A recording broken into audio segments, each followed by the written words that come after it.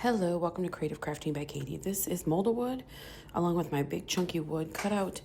This is the large size on the pot, and the molded wood is a bendable, flexible wood-based product that you put in a silicone mold. So it comes in this bag, place it inside the mold. This one is already cured for 12 to 24 hours. I'm going to take it out of the mold and voila, it'll go on there. It's the cutest little wicker. Got the mold at Michael's. See how it's bendable and flexible? It cuts with a pair of scissors. I'm going to apply this to the bottom half, and then I'm going to use this other piece of molded wood that I already, again, put in the silicone mold and made it bendable and flexible. Sorry, don't know why I'm picking at that. Sometimes I have OCD. Anyways, I'm going to just show you how to do this. Using wood glue, because I like to use the appropriate adhesive that is necessary for whatever the material I'm putting it on. Obviously, wood goes on wood, right? So this molded wood will adhere to any other material, plastic, paper, metal, tin, glass. Just use the appropriate adhesive. I don't recommend using hot glue on this. I don't use hot glue on anything major I want to stick for a long time period.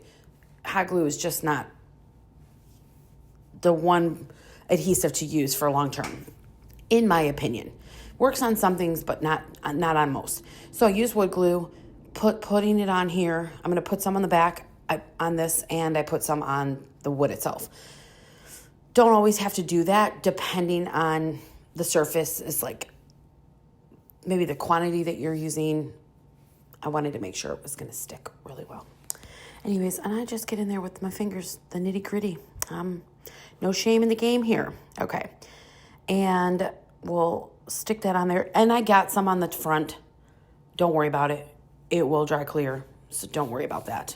I do normally use the Titebond thick and quick one. I just am out of it. So that was the wood that I had. And so just trying to dab up that mistake there. I had it all over my hand. So anyways, taking this one out now. This one's really cute because it's got some flowers in it, some vines, some bows, and very trendy right now, right? And so this does have a real thin little piece going through it.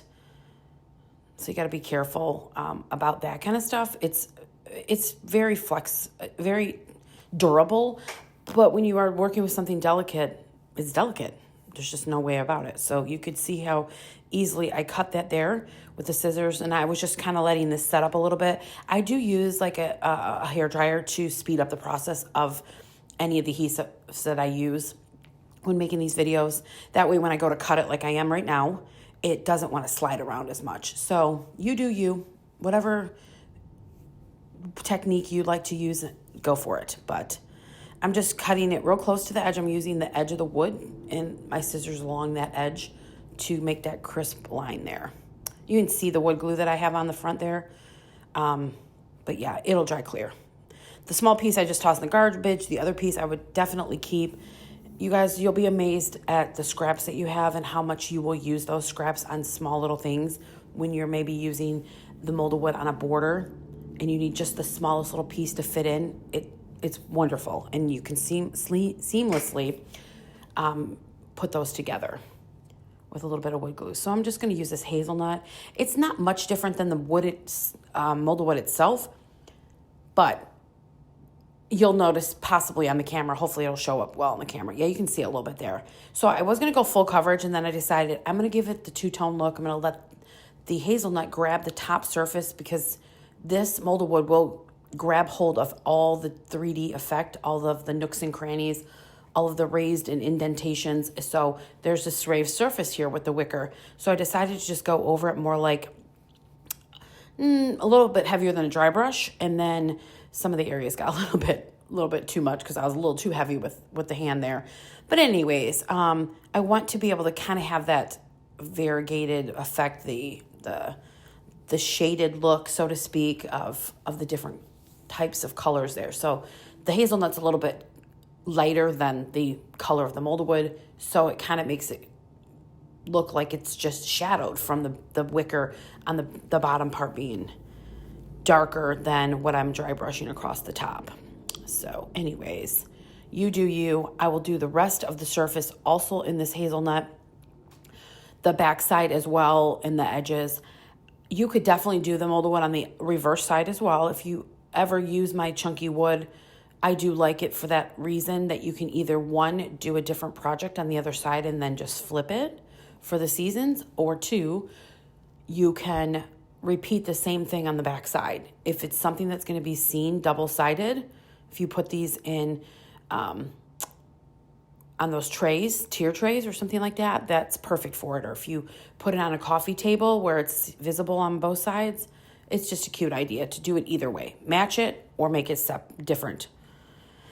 So you could also do the crackle method on the backside if you wanted to, or chippy method, or whatever suits your fancy. You do you. And the reason I did the top with that is because I want the basket to look and appear as if it's all the same color, even though the weave isn't going to be underneath that trim that I'm going to put across the top. I do want to make sure that I'm able to have it all look cohesive. So I will show you what I do here, which is just going to be a dry brush method. Here I'm showing you how you could put on the back. Of course, you would need another piece, but just showing you that you could do that. And you could also do it on the sides. You could take it and butt the seams together right there, or before you put it on the front, you could actually wrap it so that the edge doesn't have that seam. And because of the flexibility of the product, you could actually wrap the basket weave around the sides of it, and then maybe make the seam go down the center or a little bit off to the side, depending on what look you're looking for there. So lots of ideas, very versatile. I just absolutely love this molded wood. It's just incredible what you can do with it. Again, it does take up all of the different little nooks and crannies of the silicone mold that you're using. And it's great for furniture. If you want to apply this to furniture to embellish it all up, what a fun way you can do that. So I was dry brushing on. I like to use this fan brush. I don't know why I didn't just grab it from the get-go. I'm not going to full coverage this. I want to leave some of that natural wood look to kind of match the wicker that I had put on there. But I am going to be a little heavy on my dry brush, meaning I want to make it really stand out in this particular case. And I believe I'm just using an ivory. I forget. I showed you and I don't even remember. So anyways, this is going to help enhance the bows, the roses, the sleeves, all that stuff. It will pick up all the detail of each and every one of those, but it's going to give me that brown background that's going to kind of blend in when I go to adhere this onto the project itself. So again, you do you. You could get very detailed and you could come in and do the roses and the leaves and the bows and do it all different colors. I've done it many, many times. It's adorable. So see how that just stands out, but actually blends in as well. Just deciding which way I want to put it. I don't know. It doesn't really matter. And again, back with the wood glue. I will apply it to just the back side of this because there are some holes in where the ribbons and stuff go, and I just want to make sure that I'm getting as minimal as possible kind of seeping through there. But it will happen, trust me. Always does, because I always have a heavy hand with the glue. But I see, heavy hand with the glue. It'll dry clear, so it's not going to matter. But you don't have to apply it to the top or to the wood surface on always. I just happened to do that when I was doing the wicker part because it was just smooth and stuff. But it doesn't need that much adhesive to hold. It's not that heavy that it will make a difference. So just going to use my fingers to push it down and just clean up some of the excess of glue there. But super cute, you guys, super cute. And then I am going to come back in and dry brush on the edges, the back, all around the sides and stuff with the same, I believe, ivory color, and just to kind of make that wicker stand out even more, and just very ever so slightly rub it across there. And then I do like to always go with my edges. See how that just kind of picks up that funness there of all of that wicker. Anyways, I like to go around my edges and kind of highlight that, and I will do the same, just throw some on the back it just kind of makes it stand out. That's all. But I do have a part 2 of this video. I hope you guys will take note of that and watch that next. And I will show you what to do with it as far as decorating it up and putting flowers with it and all that wonderful stuff. I'm going to show you many, many different ways here that you can use flowers, greens, nothing if you want. You could just simply leave it like this. It's adorable like that.